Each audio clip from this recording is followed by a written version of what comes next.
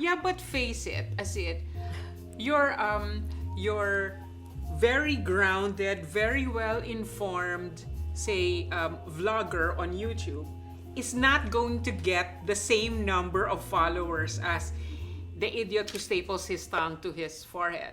Good It's a very concern that you're raising. visual. That's a very good concern that you're raising.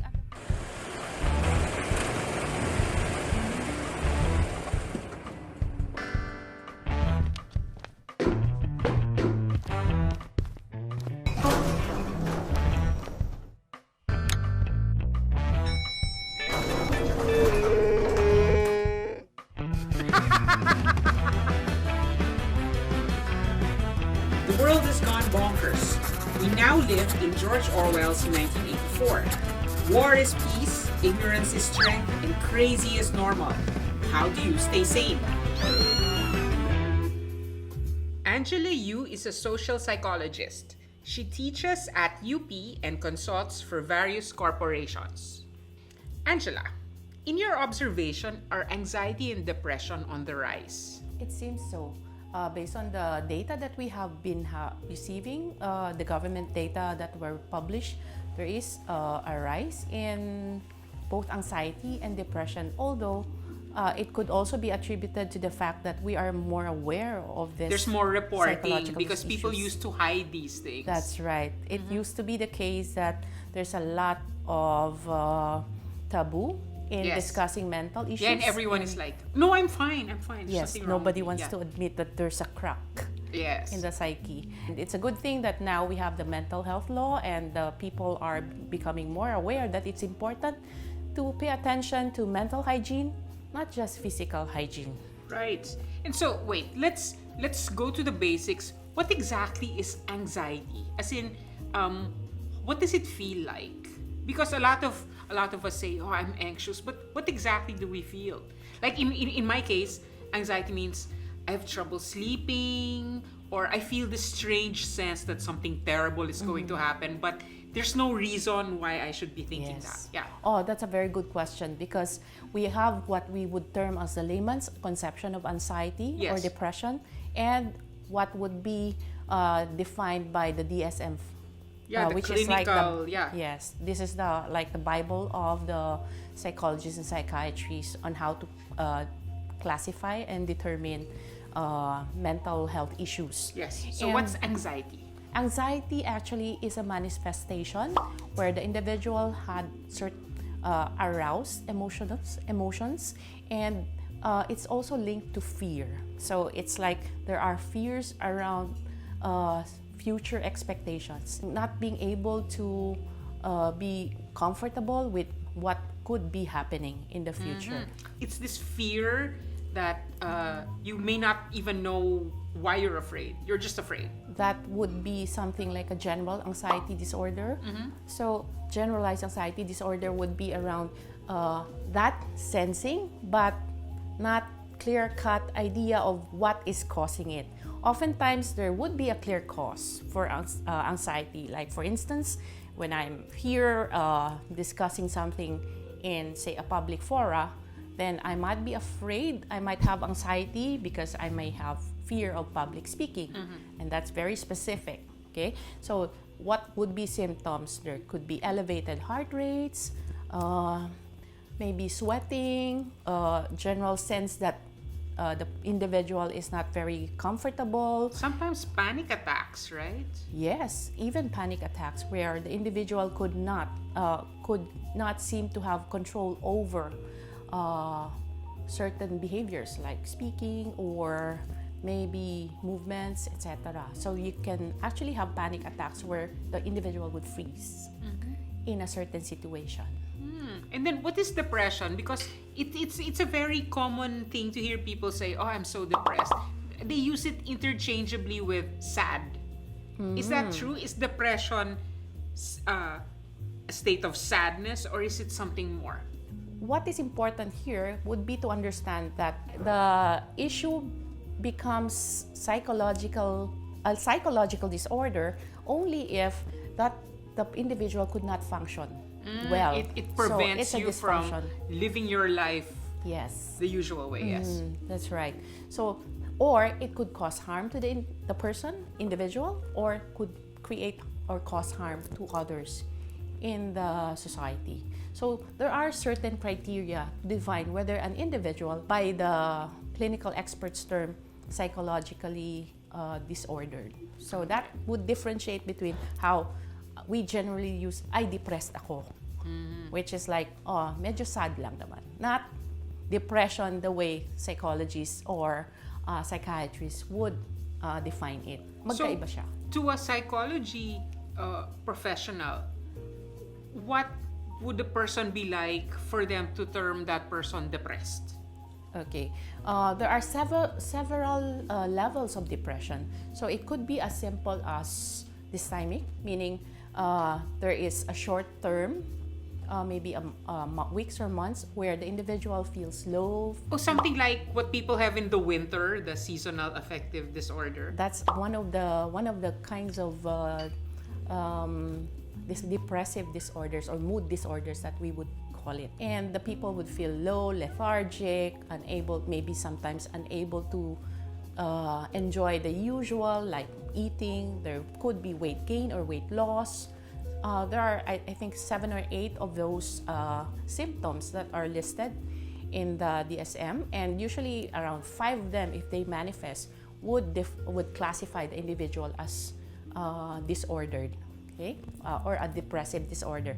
However, there are, like I mentioned earlier, different levels of depressive disorders or mood disorders. So you have dysthymic, and at the worst level would be major depression, where the individual is unable to function, or the kind where you can't get out of bed, you're crying all day. Yes.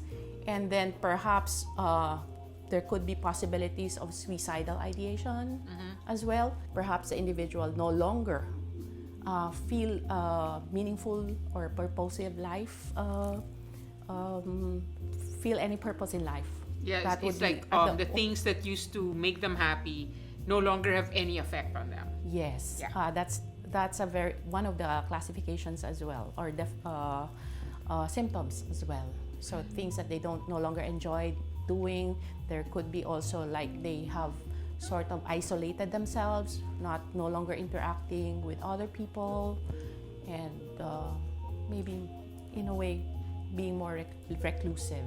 Oh, before we go on, since we're going to be talking a lot, can we offer you something to drink? Water, Yes, coffee? please. Water? Yes, Water, please. Gamba, could you please? Water. This is our assistant, Gamba. Wow, thank you. Nice abs. Yes. I'm thinking that some people are probably depressed that they cannot get abs because that's a genetic thing, right? Or the water. Yes, the abs more than the water. This is the information age, and we are constantly deluged with information, whether or not we want to hear it. It ranges from important stuff like, this is what a black hole looks like, to things like, oh, this is a piece of lint that I found on my sweater. That's so right. From the very insignificant to the mundane, the to really monumental. yeah. So does being swamped with information contribute to stress because somehow you feel that you have to process all this? And That's right. Actually, the downside of the information age, where you have everything at your fingertip and sometimes being pushed to you through the different social media, would be that you have to sift through so much. And Yes. as human beings, we are what we would term as cognitive misers, meaning we don't like to think. The people who are most academic may not even want to be thinking every day, consciously or unconsciously. But given the situation, people are forced to go through a lot more information than usual. Maybe 20 years ago, we don't have that much at our fingertips even. We have to search for them. That is a huge difference. And sometimes all this information that we have to go through may or may not be helpful to us. So one is selecting or choosing what to look at and what not to look at. So that's effort. The other one would be, what are the things that, how do we perceive information? Certain information, like for instance, your neighbor posting latest photos of their trip abroad. Yes. may create also certain social comparison. Yes, such it's that like- the individual feels, It's like, oh why no. are they in Sicily and I am not? Yeah. That's right. And that actually makes one could create certain moods in the individual, feeling sad, feeling less, having less, or feeling Yeah, and one hears a lot about how the greatest fear of millennials is the fear of missing out. Yeah. It's like, so if you have very bad FOMO, you feel that you have to go through every shred of this information Oh, because you might yes. miss out on something. That's right. Because if you miss out, you couldn't tell your stories and you cannot feel that you belong to that whatever social group you're in. Which is a terrible way to live, huh?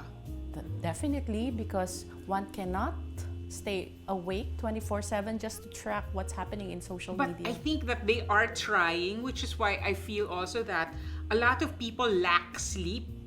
Insomnia. And they lack sleep, and so this also contributes to the general yes.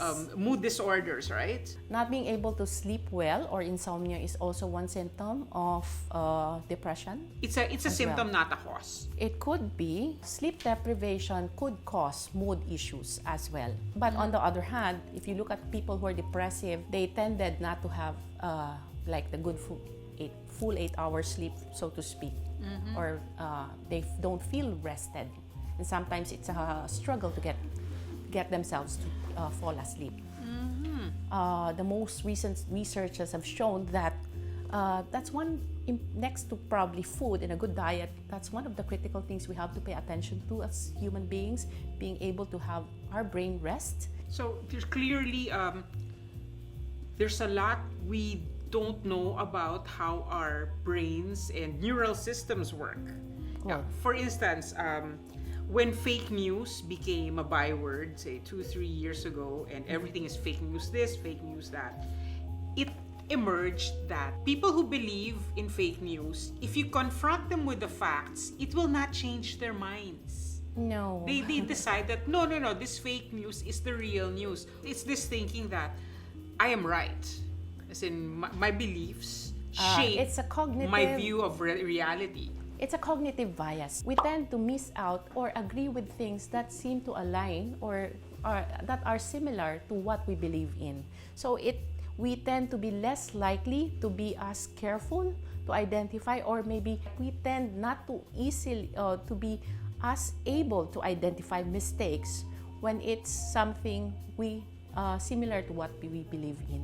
Yeah, and so you brought up the term cognitive bias, which Yes. is such a fascinating idea, because bias implies that people will think what they want to think regardless of the reality. Cognitive biases are not necessarily bad. They're survival mechanisms. Yes, except that sometimes they are no longer appropriate because our world Because today times is, have changed, yes. and sometimes, especially in this digital world, there's a need to not be afraid, but rather ride this waves of change to be able to cope up with how the world is evolving. And then that's where the issues come in, even at the workplace level of the individual Basically, cognitive biases are how we explain the world to ourselves. or to others. So everybody has cognitive biases. Oh, yes. No Everybody one has. is, well, since Even Mr. Spock is experts. not amongst us, I guess. Even experts have cognitive biases. Even people who think they are super rational. Have cognitive biases. What is important actually is being able to catch your own bias, being able to step back, Yeah, that's the dissociate for thing. what you How do strongly feel people about. spot their personal biases? It's easy to say, just be more open-minded. But how do you manifest open-mindedness? Probably by asking more questions, by being more curious. So a lot of it has to do with how we handle facts and how we handle situations, in being conscious that there could be an alternative explanation to anything. In other words, human beings are completely incapable of being objective. Yes, in Everything certain... is through a filter.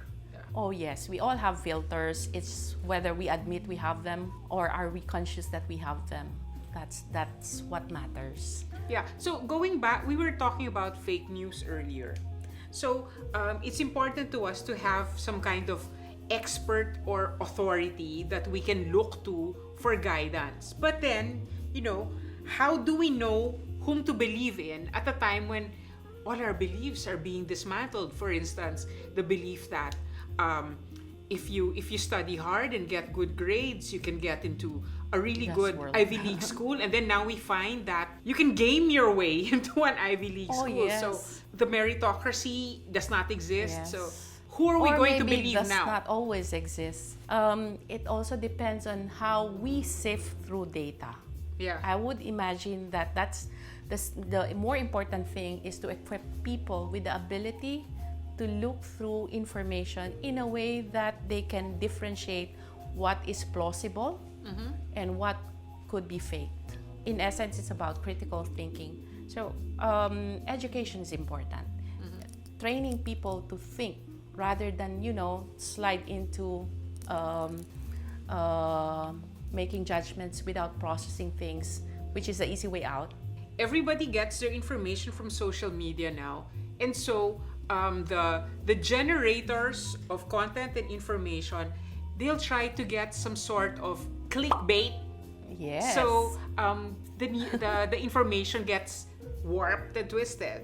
That's because their goal is to get people to look. So yeah, because it's business. it's right? misrepresented somehow.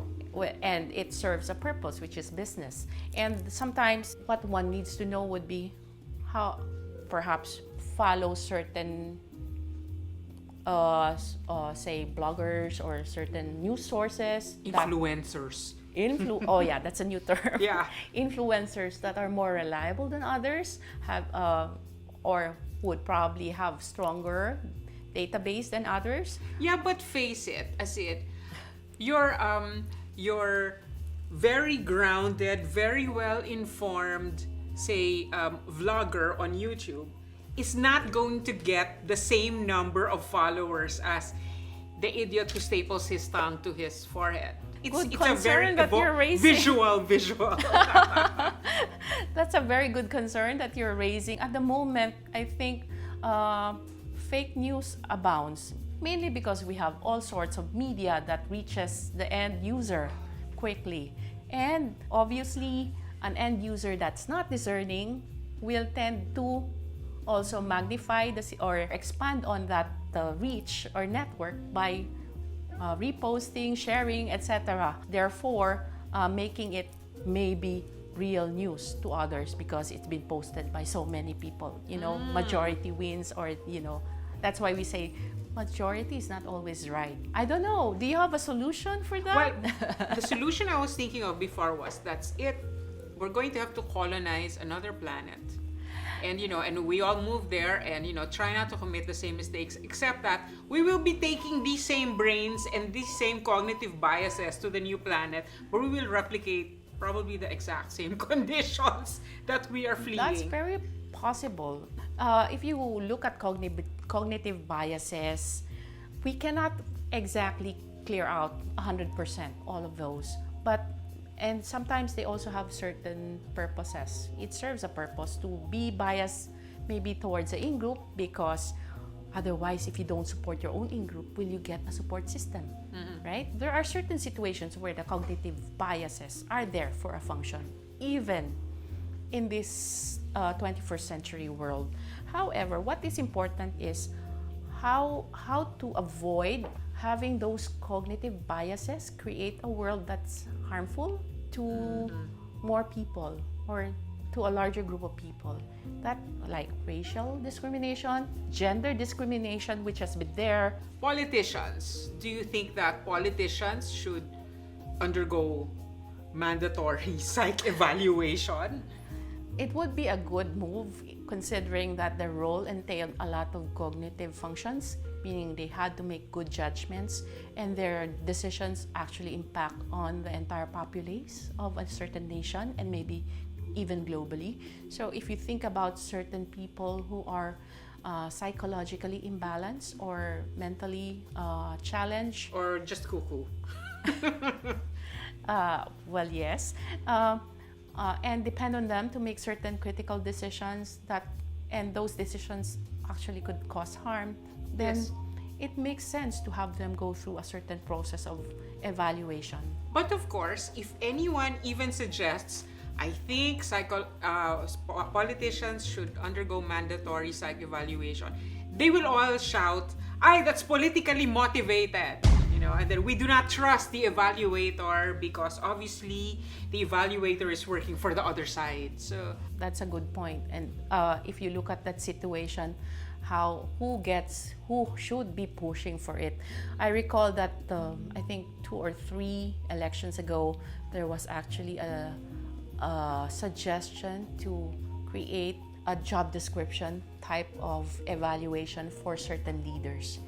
And certain outfits in media came up with an assessment of how people or the candidates fared against all those criteria set out, depending on the role that the individual or the position is supposed to perform.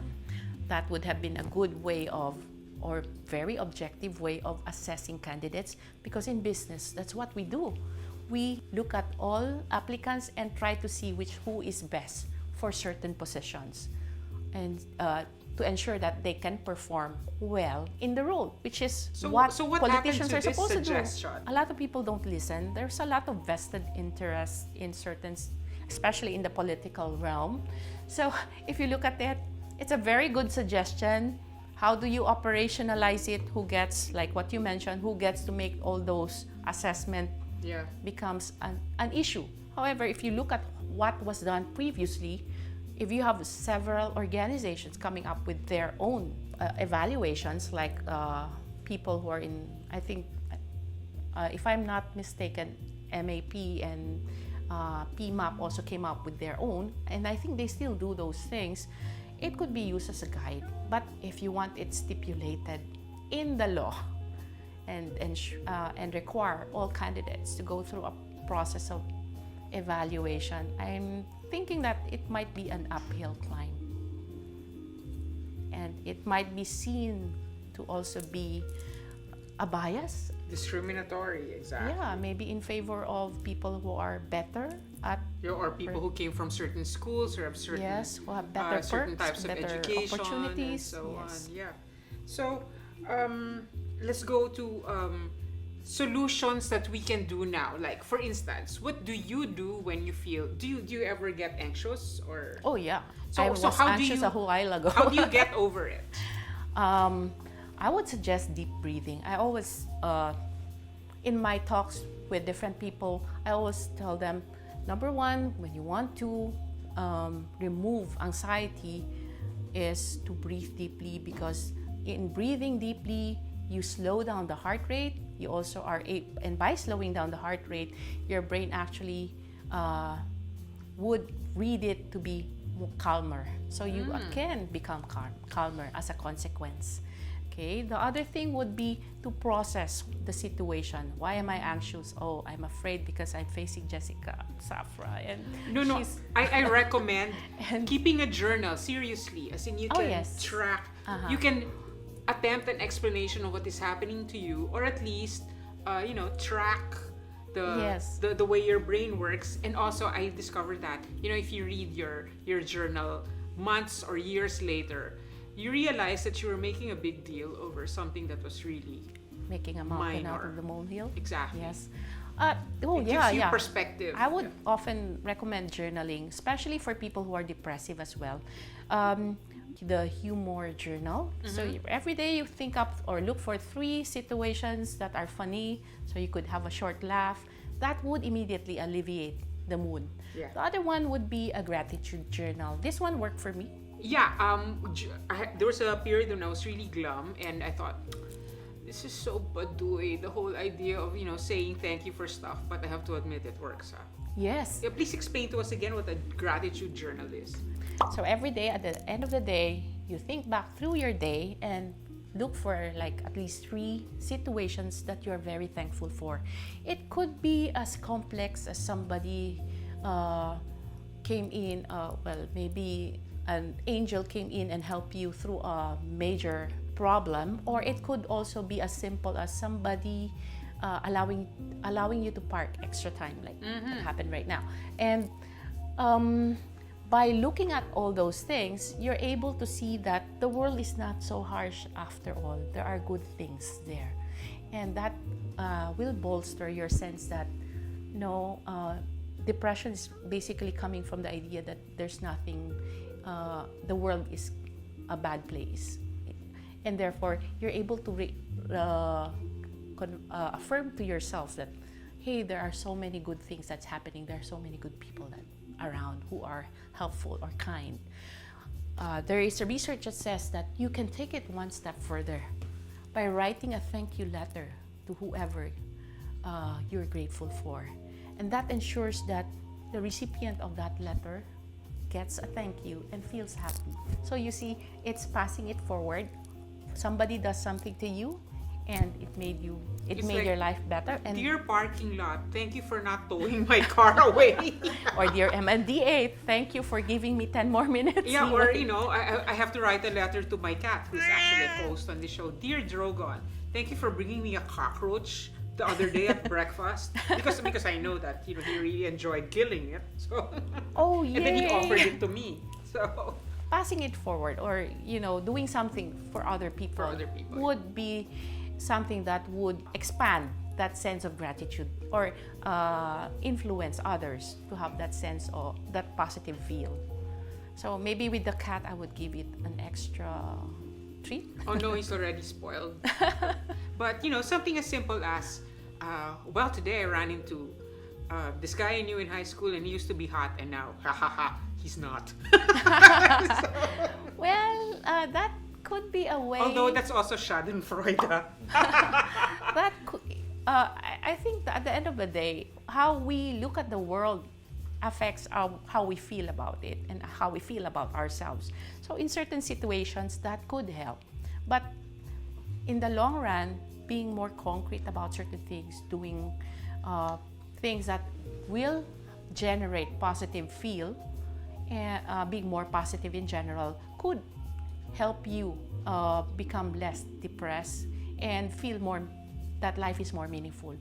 I think connecting the dots from the idea that we're anxious, we're depressed, there's a lot of that lately, and then looking at fake news, etc. Where's the world going to? The important thing is, how do we connect with each other? How do we find meaning around our lives? Being able to generate that for ourselves and helping others find meaning, purpose, and feeling that connection is very important. Yes. While social media allowed people who are far from us to reconnect with us, what it also failed to do is to connect people who are around us. Because now we're always too busy with our gadgets and not paying attention to people around us. Sometimes, you go into restaurants, it's a table of 12, and no one is speaking to each other because they're all looking at their phones. And I'm guilty. In our family, sometimes we find ourselves in exactly that scenario, and somebody would just say, hey, we're all on the gadgets again, nobody's talking. So it's a good thing. Maybe there to has to be remind some each kind other. of timeout, like, okay, phones down. We'll have an actual conversation, and then you stare at each other because you can't think of what to say.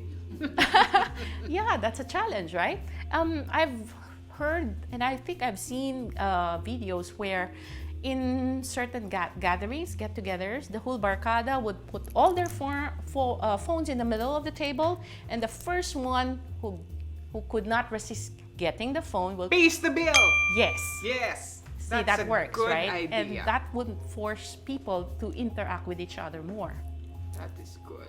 Mm-hmm. The other thing is, if you're not aware, Facebook actually has this monitoring tool. So if you want just to have 2 hours a day on Facebook, you can actually configure that on Facebook. So and they they will shut down after. I wish it would shut down. But what they would do is to warn you, okay, you've hit 2 hours. Are you still going to continue or not? They should add a shutdown function in the social media. There may be apps around also for that, to shut down Facebook. But sometimes, human beings, we're really frail beings. We like to indulge ourselves That's true. a lot. Yeah. And so, anyway, my cognitive bias says we should hang out. I have thoughts that I want you to interpret. But Sure, thank you very sure. much for joining us today.